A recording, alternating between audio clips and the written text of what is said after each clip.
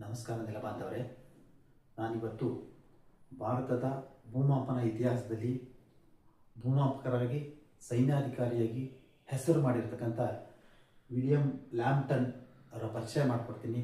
ಈತ 1753ರಲ್ಲಿ ಇಂಗ್ಲೆಂಡ್ನಲ್ಲಿ ಜನಿಸ್ತಾನೆ. ವಿದ್ಯಾಭ್ಯಾಸವನ್ನು ಪೂರೈಸ್ತಾನೆ.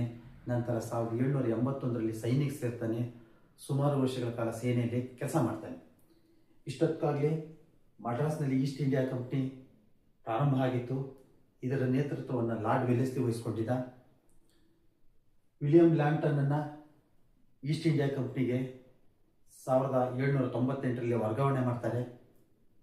1799ರಲ್ಲಿ ಟಿಪ್ಪು ಸುಲ್ತಾನ್ ಮತ್ತು ಬ್ರಿಟಿಷ್ ನಡುವೆ ಯುದ್ಧ ನಡೆಯುತ್ತೆ. ಯುದ್ಧದ ನೇತೃತ್ವವನ್ನು ವಿಲಿಯಂ ಲ್ಯಾಂಪ್ಟನ್ ವಹಿಸಿಕೊಂಡಿರ್ತಾನೆ. ಯುದ್ಧದಲ್ಲಿ ಬ್ರಿಟಿಷರಿಗೆ ಗೆಲುವಾಗುತ್ತೆ. ಈ ಸಂಪೂರ್ಣ ಭೂಪ್ರದೇಶವನ್ನು ತಮ್ಮ ವಶಕ್ಕೆ ಪಡೆಯುತ್ತಾರೆ. ಈ ಭೂಪ್ರದೇಶ ಇನ್ನೂ ಅಳತೆ ಆಗಿರಲಿಲ್ಲ.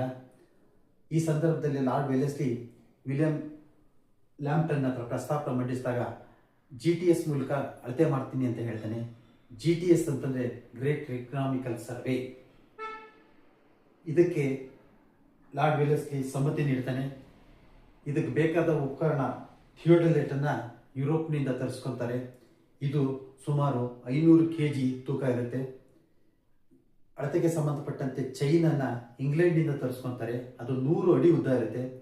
40 ಲಿಂಕ್ ಇರುತ್ತೆ. ಒಂದು ಲಿಂಕು 2.5 ಅಡಿ ಉದ್ದ ಇರುತ್ತೆ. ನಂತರ ಥಿಯೋಡೊಲೈಟನ್ನು ಬೆಂಗಳೂರಿಗೆ ತೊಗೊಂಬರ್ತಾರೆ. ಪ್ರಾಯೋಗಿಕವಾಗಿ ಲಿಂಗರಾಜಪುರದಿಂದ ಅಗರವರೆಗೆ ಬೇಸ್ ಲೈನ್ ನಿರ್ಮಾಣ ಮಾಡಿ ಸಕ್ಸಸ್ ಆಗ್ತಾರೆ. ನಂತರ ಥಿಯೋಡೊಲೈಟ್ ಉಪಕರಣಗಳನ್ನ ಮಡ್ರಾಸ್ಗೆ ಶಿಫ್ಟ್ ಮಾಡಿ ಅಲ್ಲೂ ಸಹ ಬೇಸ್ ಲೈನ್ನ ನಿರ್ಮಾಣ ಮಾಡ್ತಾರೆ. ಅದರಲ್ಲೂ ಸಕ್ಸಸ್ ಆಗ್ತಾರೆ. ಲಾರ್ಡ್ ವೆಲ್ಲೆಸ್ಲಿ ಉದ್ದೇಶ ಏನಿತ್ತಪ್ಪ ಅಂದರೆ, ಸಂಪೂರ್ಣ ಭಾರತವನ್ನು ಅಳತೆ ಮಾಡಬೇಕಾದ್ರೆ ದಕ್ಷಿಣ ಭಾರತದಲ್ಲಿ ಒಂದು ಬೇಸ್ ಲೈನ್ ನಿರ್ಮಾಣ ಮಾಡಬೇಕಾಗುತ್ತೆ.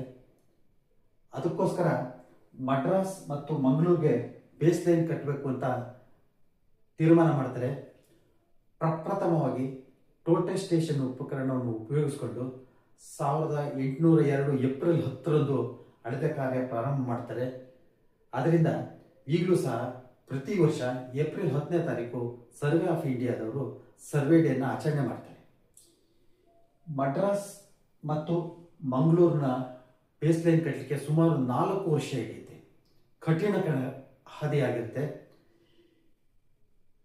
ಮಡ್ರಾಸ್ ಮೂಲಕ ಬೆಂಗಳೂರು ಮೂಲಕ ಹಾದು ಹೋಗ್ಬೇಕಾದ್ರೆ ಬೆಂಗಳೂರಿನಲ್ಲೂ ಥಿಯೋಡೊಲೈಟ್ ಪಾಯಿಂಟ್ಗಳನ್ನ ಈಗಲೂ ತಾವು ಕಾಣ್ಬೋದು.